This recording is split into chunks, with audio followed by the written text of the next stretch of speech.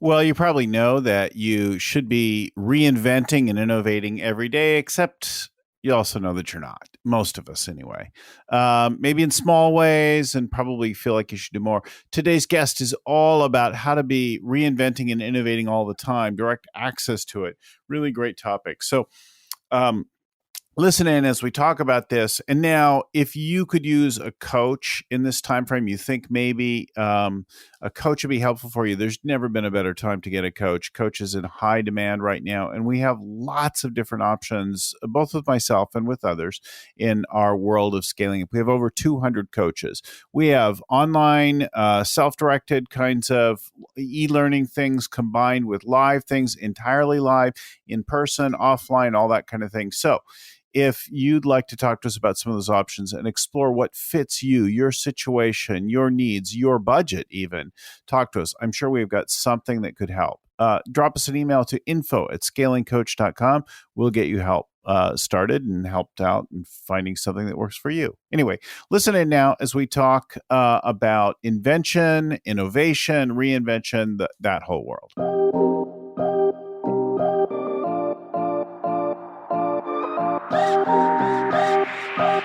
Hello and welcome again to the Scaling Up Business Podcast. I'm your host and scaling coach, Bill Gallagher. On the show with me today is Josh Linkner. Welcome to the show, Josh. Thanks so much. Great to be with you. Guys, Josh started his career as a jazz guitarist, and he's been founder and CEO of 5 tech companies and sold for a combined value over $200 million. He's also deeply experienced as a business leader, a venture capitalist. He's been a speaker. He spoke recently to the Scaling Up audience. He's the author of 4 books, a New York Times bestseller, Disciplined Dreaming, The Road to Reinvention, and the latest book, Hacking Innovation. Did I get them all, Josh? I think so. You got it. And he still plays jazz guitar. So I'm excited to have you on. This subject of reinvention is top of mind for a lot of folks right now, or becoming top of mind. And innovation is something that not everybody has sort of direct thoughts about. So welcome to the show again. Before we get started, why don't you tell folks a little bit more about kind of your entrepreneurial journey, some of that background, and how you became obsessed with innovation. Sure. Well, I've had a non-traditional background at every step. I was born in the city of Detroit, and I still live here in Detroit. I'm very proud of my hometown. But I grew up playing jazz guitar, and I just put myself through college playing music. I just loved playing music. And in jazz, it's very much of an improvisational art form. Whether or not you like listening to jazz is a different thing, but to play it, 99% of what you play is sort of made up as you go. But there's a structure to it. Without that structure, it sounds like a train wreck. And what happened was early on, I also was a bit of a tech nerd. I started programming on an Atari 800 in the early 80s, believe it or not. And but what happened was I had the chance to start a business. And in 1990, which is crazy, 30 years ago, I started a technology company. By the way, I had never taken a business course. I had no idea about anything related to business. But I figured, like jazz, maybe I could just figure out as I go. And fast forwarding without all the nuances and ups and downs, over the last 3 decades, I've started, built, and sold 5 companies. I started a venture capital fund and invested in well over 100 startups. And I just became so deeply passionate about the role that human creativity has on people's business results and the results in their lives. And so that passion around, like, how do you harness this gift that we all have, but not all of us use, led me to write 3 books on the topic. And it's really become my life's work now, is helping people connect with this incredible ability that all human beings have. Interesting. So why don't we get into then, I don't know, some of the stories or examples. I think it's probably helpful. Let's talk about the St Regis one first. Well, like many people listening, trying to reinvent ourselves, we're struggling. We're in difficult times. If with the coronavirus pandemic, with competition, with new technology, with digital disruption.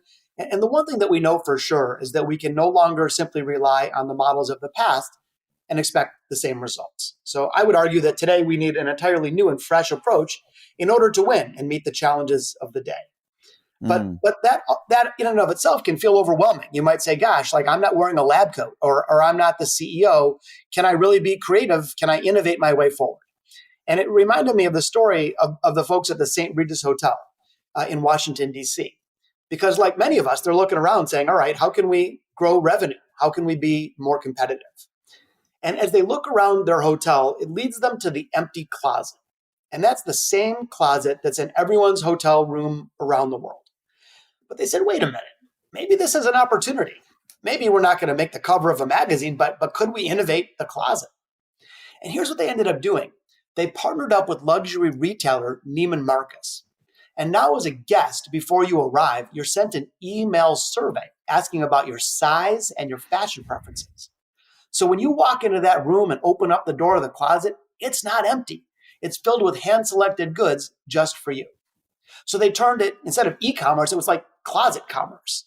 And what happens is you try the garments on in the privacy of your room. If you like it, you just walk off with it, and it's auto-billed to your hotel invoice. So what they did, let's just think about this. They activated a dead space. They created a new revenue stream. They did it with no capital since they partnered up with Neiman Marcus. They drove competitive differentiation. They added better value to their customers, all because they had the guts to look at the most mundane thing in the entire building and imagine something more. So I guess the challenge I would offer to listeners with great respect is, what are the empty closets in your business? What are those things that you look at 100 times a day and say, hey, that's just the way it's done in our industry? Or, hey, that's just the way we do it. To me, that's a real opportunity to imagine not even the breakthrough things, but the mundane things, to examine them and say, all right, is there a new way to experience this? Can we bring something fresh to life? Can we better serve customers? And just like the folks at St. Regis, you might land on something really cool. Well, I hear in there a couple of things. One, I hear selling new things to existing customers. So they're tapping into and using something unused to sell something new and different. And there's a kind of a playful experimentation with that. Did I hear that right? Yeah, and just keying in on that experimentation part of it, too often we think that ideas have to happen like a lightning bolt from up above, from the heavens. Right. And when the idea is perfect and we just roll it out company wide, which could be wildly risky, and hope for the best. And that is just not how most ideas are brought to life. Most ideas happen as a series of lots of bad ones inside, and there's one good one that's kind of swimming around there. And what great leaders do isn't bet the entire company on one idea. They're constantly running little teeny experiments and tests.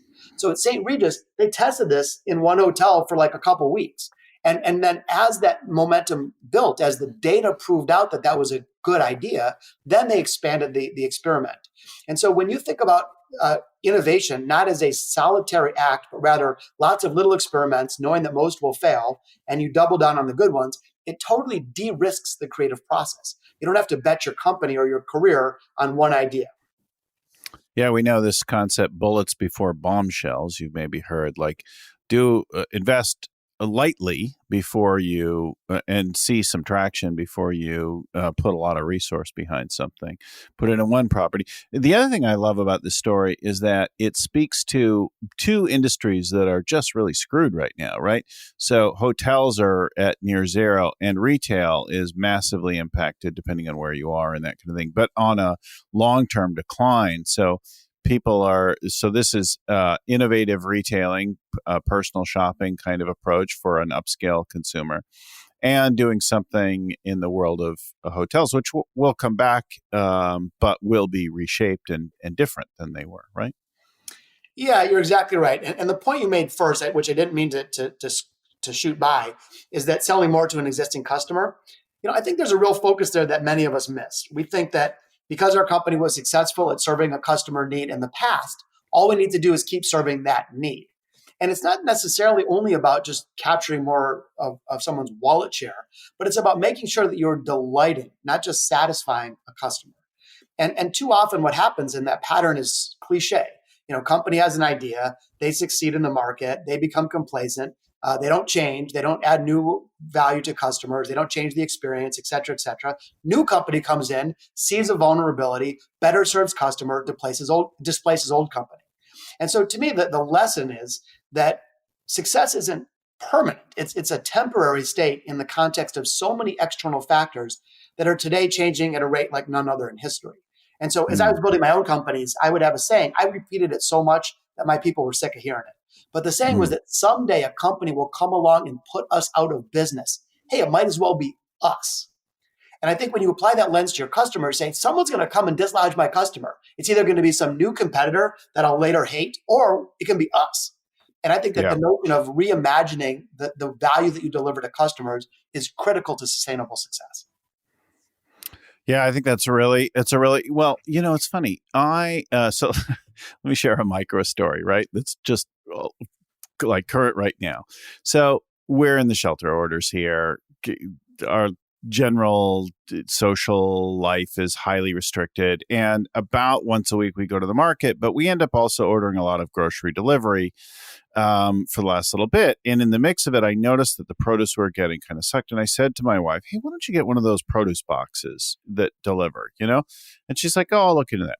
So she looks into it. She finds a produce box service that'll deliver. And some guy has started up this thing. And evidently now people who serve food service, food producers whether it's eggs or produce or meats or that kind of thing, if your channel and distribution is like cafeterias and restaurants, you've been severely impacted. If you serve grocery stores, it's different, but over much of the country. Anyway, so we got this guy, and he started up this new business picking assorted vegetables from really high quality things that used to go to very premium restaurants. And he starts delivering this box to us. Well, we've had it in now 3 weeks, and he's delivering stuff that like I never would have thought to buy on my own walking through the grocery store, even if I was in getting great stuff. Rutabaga. I've never cooked a rutabaga in my life, but now I know several rutabaga recipes, right? Among other things, right? And so he starts delivering the stuff. Then yesterday, Sunday, he comes by with a new box for us. And he announces, oh, yeah, well, since I'm delivering, I realize there's coffee producers and other. So now he's going to start bringing all kinds of other foods along to all of the people on his route now, because what he has now is a route. And he has customers. And he's like, how do I put more and more into this? Because I can't really get to any more places in a day as a single driver entrepreneur. Well, I love the story there on so many levels. I mean, first of all, times of turbulence unlock fresh opportunity, and perhaps that he wouldn't have been able to do that or reach you or get supply from cool restaurants hadn't there been a crisis. So inside Right. the crisis, and I don't mean to be glib because I know it's negatively impacting many of us, but that in just the fact that there's an inflection point unlocks fresh opportunity. The second thing that I just loved about it is that he's discovered a market need. Again, he got close to the ear of the customer. He understood, hey, you wanted fresh vegetables that didn't suck from a bad food delivery, and he's now uncovered a real opportunity. He's got real customers, which then, as you mentioned, he can expand and further serve.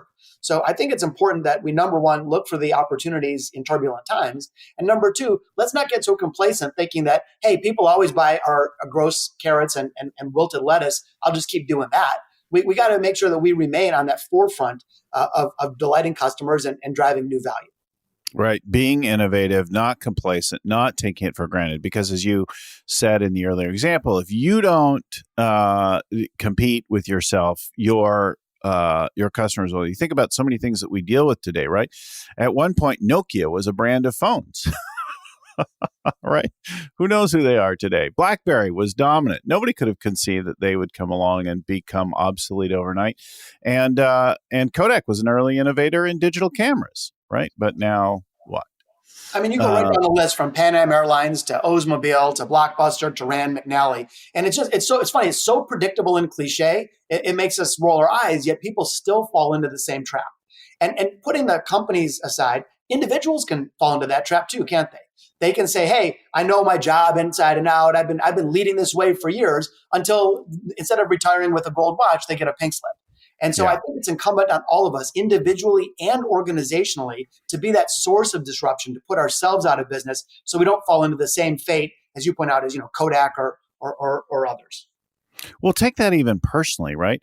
I think I've been married for 25 years. And I, like many people who've been married a long time, there are many ups and downs, many times where we wanted to kill each other, right? But one of the most powerful things that we've done over the years is from time to time, we would complete and reinvent our relationship. So we would say, okay, the marriage we had is over. Let's look at what there is. Let's sort of memorialize that like you would a company at the end of a period, at the end of a quarter, a year.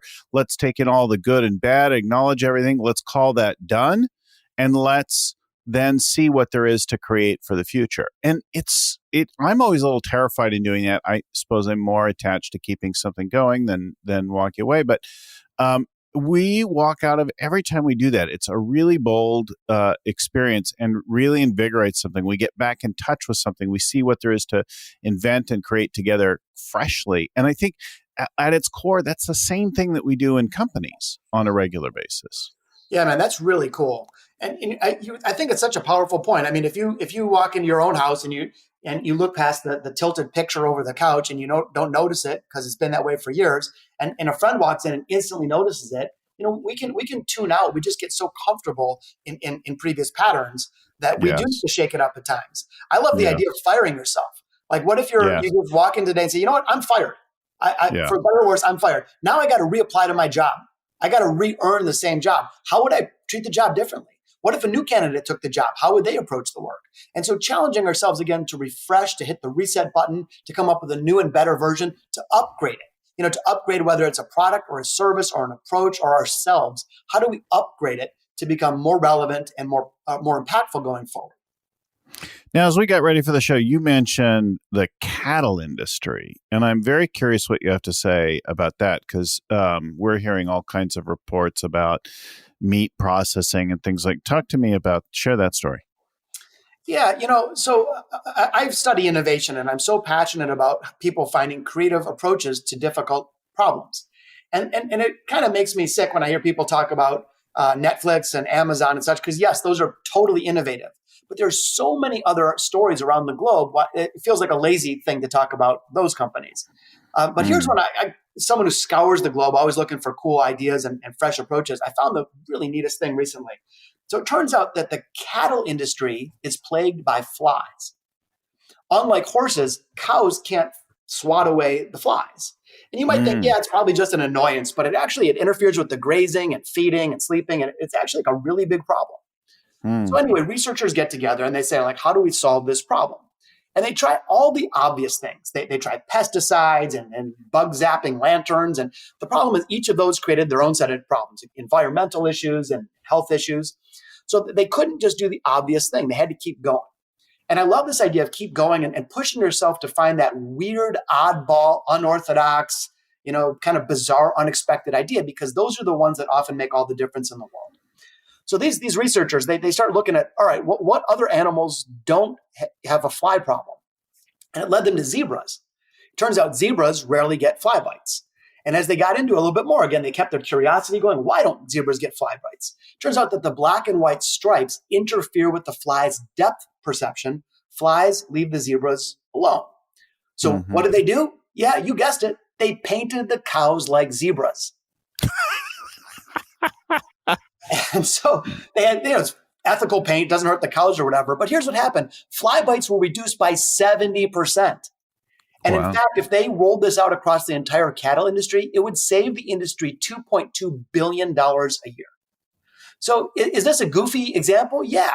But let's think about it. Again, this was uncovered by ordinary people. They weren't, CEOs or hoodie-wearing tech entrepreneurs. And it's a multi-billion-dollar idea, all because you looked at a problem in a fresh way. You look for a weird, oddball, unexpected approach to solving it.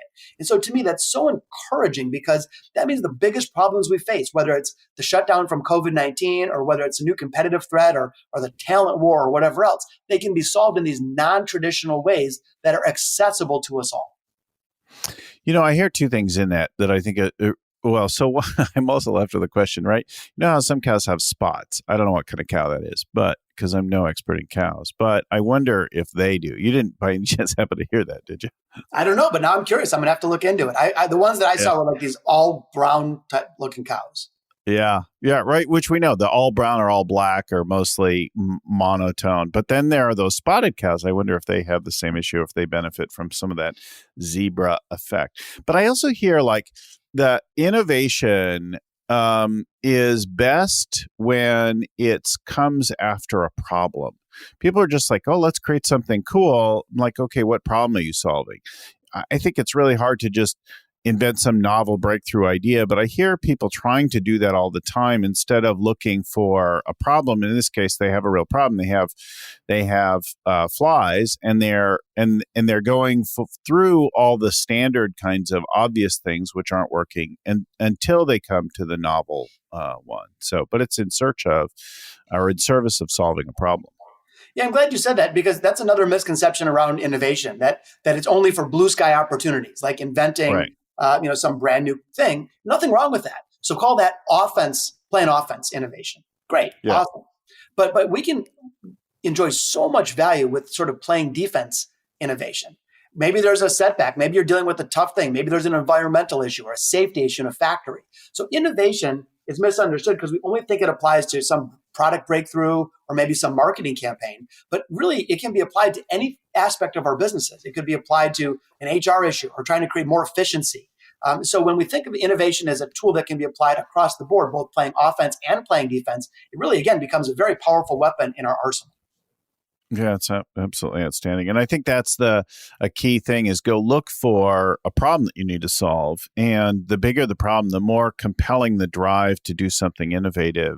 And the less likely that the easy, obvious solutions will be helpful, because if it's a big problem, lots of people have already tried the more obvious things, the more the need for something. Yeah, the only thing I would add though is that while certainly we can apply creativity to big problems, let's not be afraid to apply them to little ones. For some Yeah. reason in our world, we sort of think like innovation only counts if it is $1 billion or it makes the cover of a magazine. Yeah, But good but point. I love the idea. And in fact, I'm working on a new book right now called Big Little Breakthroughs. And the whole Mm, notion is that we can accomplish huge amounts of gain if we practice creativity as a habit. So, in other words, if we're doing multiple small acts of innovation on a daily basis, those in turn can add up to big things. The other thing that's sort of interesting about it is then it doesn't feel so scary. If you think innovation only counts if you tackle, if you're saving a life or something like that, so big, we can freeze up and just do nothing. But what I encourage people to do is these little teeny acts of creative thinking, which is just doing something that you've never done before. Like you can go order a pizza with the pepperoni under the cheese instead of on top of it. You know what? That's creative. And what it does is it builds your creativity muscles. So when Da Vinci painted his Mona Lisa, that wasn't the first painting he made. First, he had to learn to paint, and he had to learn to paint every day. He needed to get good at it. So if you want the big breakthroughs, the best way to get them isn't putting the pressure on yourself to come up only with big ideas. It's to come up with a whole bunch of little ones first, and that will enable your big ideas to emerge. That's a great example, and of course, our past guest and speaker around the world of scaling up is Paul Akers, who talks about lean, and in that case, he's also his book, I think his first book, 2 Second Lean, is really about finding those small opportunities, making this a regular habit. I think that's a very complimentary idea, but also I hear the changing things up and noticing what you notice about it. Years ago in a course, I was asked to do everything differently for, I forget how long, it was like a couple of weeks, right? And the first instruction was, okay, reach down if you wear a watch and move your watch from whatever, if it's on your left or your right wrist, to the other wrist. And then try sleeping on the bed on the other side of the bed if you normally sleep on one or the other. And try, if you run or jog or walk, to go the other way. If you have a particular route, drive to work with a different route. And it was really uncomfortable for a few weeks, but also like really eye-opening. Like I was surprised at how different my run looked when I changed the direction that I ran. The same loop, I just went the other way. It's fascinating to me. Like instead of right, you go left and see what opens up and that kind of thing. Just exploring the possibility of something with That small is changes. so cool. And I'm so glad that you shared that because, again, that feels accessible. Most people, they say, gosh, I want to be innovative. Or most leaders say, I want to be innovative, but it feels so overwhelming. The stakes are Yeah. so high. We just usually gravitate to what we've always done. But when you think of it like that, little teeny controlled experiments, that's what really builds up the muscles. That's what builds up the skill set. And that's ultimately what will drive massive value as we look to scale up our businesses. Yeah, it's interesting. So I didn't hear the story, but talk about Nathan's. What was that? Well, it's another example where I find of innovation being deployed in non-traditional ways. And so Nathan's Hot Dogs, every year they host a big hot dog eating contest. This has been going on for decades. And in fact, it continues to grow each year in terms of kind of notoriety and size and also prize money. So the way it generally works is to see how many hot dogs you can eat in 12 minutes. And the participants are these, I know it's kind of gross, right? But the participants, Horrifying. Yeah, I love hot dogs, but yeah, but you don't want to, right? Exactly. It's yeah. just so, but what ends up happening is these big, burly, generally men, kind of overweight men, just jam as many hot dogs as they can in the same way they would eat them at a picnic. Charming. Okay, so enter a brand new competitor named Takuru Kobayashi. Mm-hmm. Now, Kobe, as he goes by for short, doesn't even like hot dogs, but he liked the notion of that prize money. So he said, well, wait a minute. Could I innovate something as simple as the way you eat a hot dog? Yeah. So here's what he does. He said, I'm going to train for this like an athlete would. So first he builds all this lean muscle mass. He figures out how to expand his stomach capacity by drinking a lot of water. But then he actually deconstructs the hot dog eating process itself. He says, all right, first I'm going to separate the meat from the bun. And through lots of little experimentation, he realized that he can like fold the hot dog meat in half and down it in one gulp. Pretty inventive. And repulsive. Yeah. Next, he takes the bun. He's like, how do I deal with this? Well, he realizes that the contestants are allowed a glass of water. So instead of using the water to drink, he said, what if I took the hot dog bun, stuck it in the water, then squished all the excess liquid, and also could eat that very quickly? So again, what he's doing is he's innovating the way he eats a hot dog. Deconstructing the challenge, reinventing each aspect of it. Yeah. Totally. So again, this isn't, inventing a new drug therapy or some marketing campaign or writing a film score. He's trying to figure out like how to eat a hot dog better. Well, here's what happens. In 90 years, the 90 years before Kobayashi tried his first attempt, the worldwide record was 25.1 hot dogs eaten in 12 minutes, which is just gross. Yeah. But when Kobayashi tried it, he ate 50. Ugh. 50. He doubled the record, which is more gross. But the point is, you can't argue with the results. And he didn't do it just by eating the same hot dogs in the same way faster. He innovated the process. So the message I want to share with those listening today is when we want more performance, our instinct is to just eat our normal old hot dogs faster in the same way we've always eaten them. And I think there's a real opportunity there to deconstruct our approach, to deconstruct our systems and our processes, look for fresh, innovative ways to go about it. And that may drive all the results that we need. We might not even need to come up with a whole new product offering or find a new customer base. Maybe we can just do the work that we do better. Yeah. That's a really valuable thing. When we do work with companies on their processes, whether it be a single departmental process or a core process, we start first by mapping the process out as a team and identifying stuff. And very often, like the main process owner won't really appreciate some of the parts of the process that were invisible to them or unconscious to them. So they'll get it mapped out. And then we start identifying where are the delays and the mistakes? Where do things get hung up? Where are the problems in this process?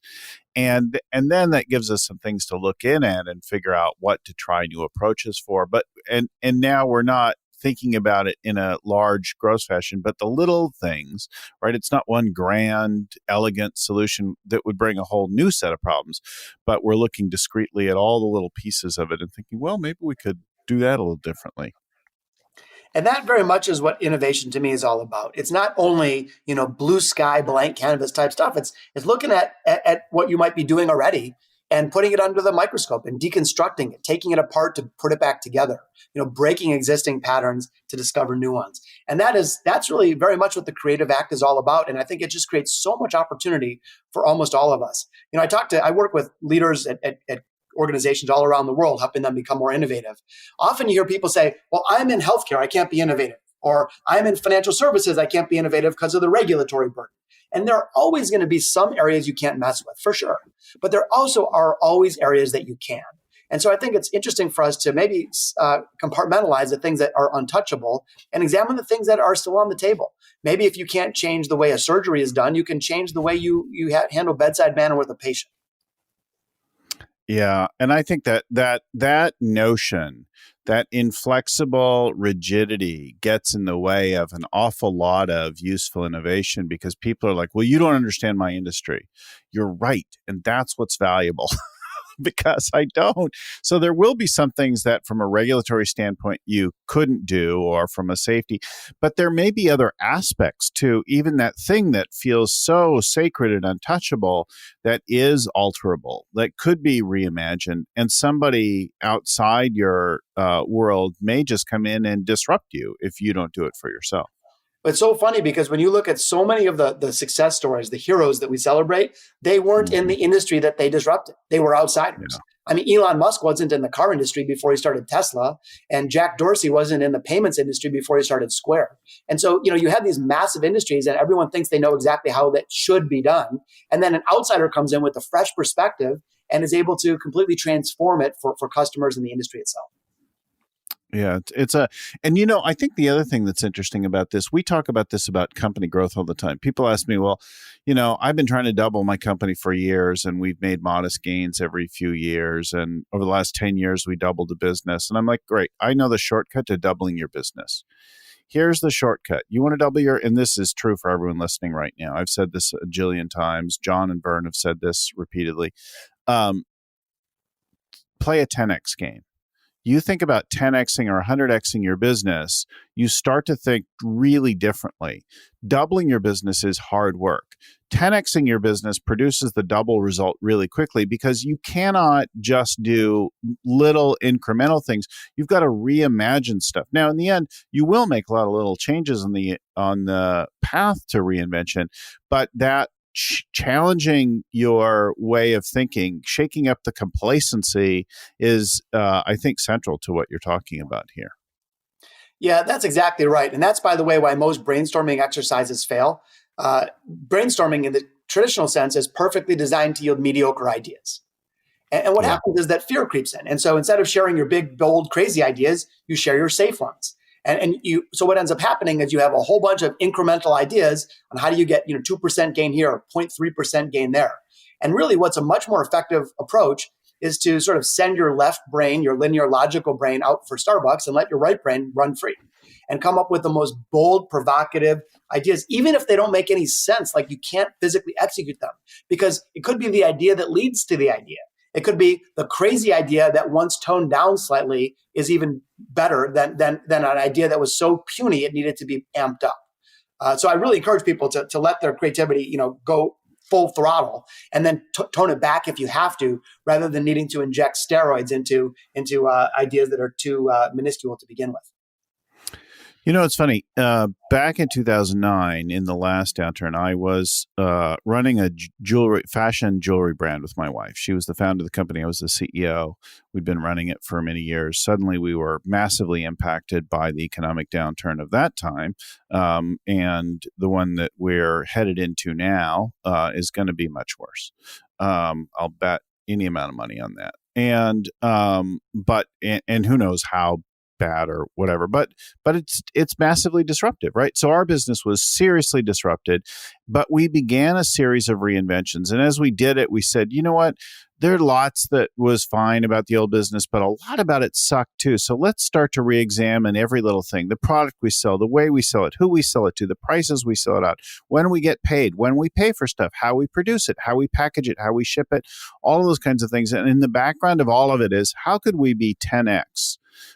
What we're doing now? How could we do it dramatically differently? And that level of thinking impacted the product, the pricing, the distribution, the promotion, the customer interactions, every where we sourced it from, how we sourced, what it looked like, the price points, a whole range of. We were still in the jewelry business. It was still fashion-driven jewelry sold through retailers mostly. There was also quite a bit of, and grew then later, online sales. But we went through a whole series of that thing. And that approach had people coming in and saying, you know what, I don't want to ship that way. Why don't we get these things packed overseas at the point of production, packaged this way so that we have less touching to do here and moving around of things. And that'll improve the tarnishing, reduce the tarnishing and reduce the handling and the cost and the speed up the shipment and that kind of thing. And where we went to where we could ship a certain amount per day, suddenly we could ship 10, 20 times that amount in a single day.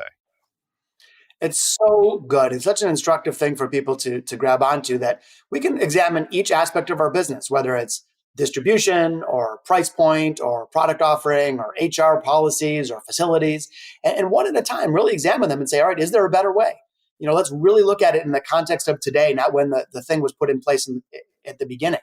And look, if it's perfect, don't change. Don't change just for the sake of it.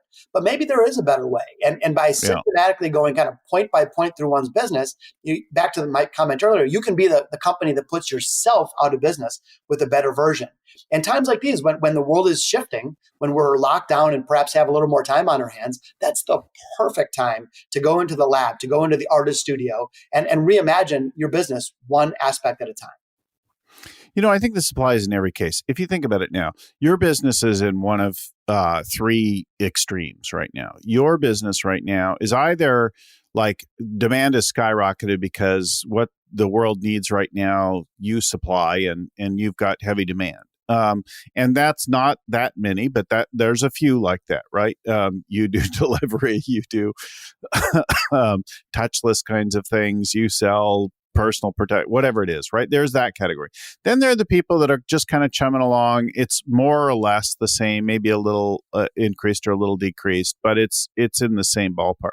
And then there are the people who are substantially impacted, either entirely or nearly. In any case, it would benefit you to start to reinvent and reimagine things. So if you're suddenly deluged and you're in a flood of business right now, reimagining things will help you deal with and level up that flood so that it doesn't kill you, because that can kill you as much as a lack of business.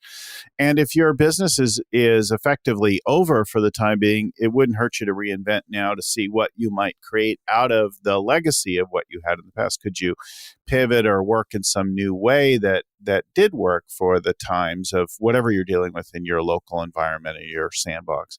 And then the one in the middle, right, is tempted to do nothing, just to kind of hang in there, except that change isn't over yet. Like we're not like through the middle of anything. We're in a period of shift. You look back to the Depression, you look back to the last recession, it's a multi-year period of shift. And if it's like the Depression, you're looking at least 3 years of development of the crisis. Well, P.S., that's only one factor. So obviously the crisis is high on everybody's mind, and it's certainly traumatic, but you've got a lot of other factors also changing at an unprecedented rate. You have technology advancement, you have consumer shifts, you have demographic changes, you have geopolitical turmoil, you have tariffs, check, check, check. So you're playing a multi-dimensional game here. And it's funny, you're right. The one that is doing okay, that's actually a riskier position than most people think. And I always liken the world that we're living in today as because you're complacent, right? Well, you can become complacent. That's right. You can feel like, hey, I've cracked the code and like everything's good and I don't need to change and I just keep doing what I'm doing and why rock the apple cart and all these other ridiculous cliches. I think that what we're living in is a game of Frogger. I don't know if you remember that 1980s game. Yes, I do. But if anyone's listening that doesn't know it, you're basically this little frog and your job is to cross the river. Problem is you can't swim. So you have to jump on the back of solid surfaces, like the back of a turtle or the back of a log or an alligator or a lily pad. Yeah. But here's the thing. You leap from one solid surface to the next, and now you're safe. But if you do nothing, if you stand still, you fall into the raging river and die. So the whole thing about Frogger is in the context of challenging times, you have to leap from one solid surface to the next quickly. And that's exactly what we need to do in our businesses. When we land on a solid surface, let's slap high five, let's drink the champagne, let's celebrate the victory. But then we got to quickly say, all right, where's the next little lily pad? Where's the next back of an alligator or a log that I can jump on next? Because standing still is the riskiest thing that we can do. Yeah, it's a brilliant thing. That this notion of normalcy as stability is illusory, right? There is nothing. The only thing constant is change, which is a funny and uncomfortable thing, but it's pretty liberating if you give up that notion. Exactly. And so we just got to get used to that our job is to innovate and then keep innovating forward, keep putting ourselves out of business, keep coming up with a new and upgraded version, whether it's individually or organizationally, so that we're able to continue to win. So what are your sort of key points then for how do I become more innovative, and how do I do this on a regular basis? What are the steps or recommendations you would have for folks? Well, one is carve out a little bit of time, not a lot. I learned to play guitar by practicing every day for 15 minutes a day. And so it doesn't Hmm. have to be a massive investment of time or money. It can be just small little habitual acts that start to build your creativity muscle. A couple other things. I think it's important that we don't look at creativity only as product development or only as something that's massive. As mentioned earlier, let's look at applying creativity to all the aspects of our lives and our businesses and apply it to the little stuff, not just the big stuff. And the better you get at creative problem solving, which is sort of defensive creativity, and inventive thinking, which is kind of playing offense, the better you're going to be at uncovering and then ultimately bringing forward the biggest ideas. So in other words, let's democratize the act of innovation. Let's make sure that this is something that is truly accessible to us all. That's really useful to think about, and a great place to end. So a couple follow-up things. If you want to know more about Josh Linkner, just go to his website, joshlinkner.com. Well, of course, we'll put that in the show notes. And then you've got 21 days of inspiration. If you just like a little bit of inspiration over a 21-day period, you can go to 21.platypuslabs.com. And Josh will send you out a little blast every day that'll help you in this time to be a little more innovative, a little more playful in your approach to what you're dealing with. Yeah, it's exactly right. And by the way, it's not a spam thing. There's no cost. But if you like 21 days of a 3-minute read once a day, that'll be helpful. It's sort of like the equivalent of your daily guitar lesson. And the whole notion is building a habit of thinking creatively. And what that happens is you just start to build the skill set. And it's funny, I play jazz music, and often people think of jazz musicians as wildly creative human beings. But frankly, we're no more creative or less so than anybody else. And the research is so clear that all of us as human beings have enormous reservoirs of creative capacity. We're sort of hardwired to be creative. And we can be creative in different ways. Like I play jazz guitar. I can't even draw a stick figure if I try. But the point I'm making is that this is not some superpower that's anointed on a select few and the rest of us have to suffer. All of us, seriously, all of us can build these skills, apply them in our businesses, and use it as a really powerful competitive advantage. Yeah, it's powerful. Well, thanks so much for coming on and talking with us today. I think it's a really timely, useful topic for people to think about how to be more creative and inventive in their approach as they deal with the challenge not only of this time, but of every time, and the challenge of just leading and growing a business. So thanks again, Josh, for joining us. We'll talk to everyone again next time.